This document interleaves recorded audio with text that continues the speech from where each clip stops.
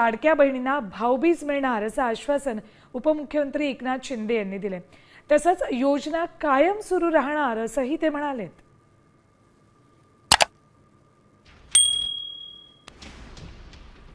लाडक्या भावांना, लाडक्या ज्येष्ठांना, लाडक्या शेतकऱ्यांना सगळ्यांना शुभेच्छा। बळीराजाचं आलेलं संकट दूर हो।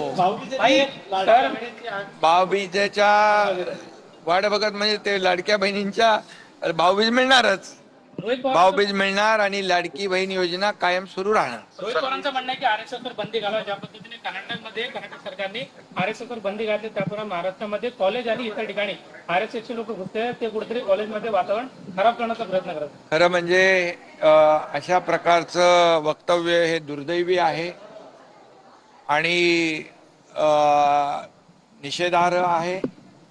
याची निंदा निषेध करावा तेवढा कमी आहे, कारण आरएसएस राष्ट्रीय स्वयंसेवक संघ हा एक कडवट देशभक्त राष्ट्रभक्त ही संघटना आहे आणि कधी जेव्हा आपत्ती संकट येतं त्यावेळेस आरएसएस ही संघटना धावून जाते आणि प्रखर राष्ट्रभक्त आणि देशभक्ती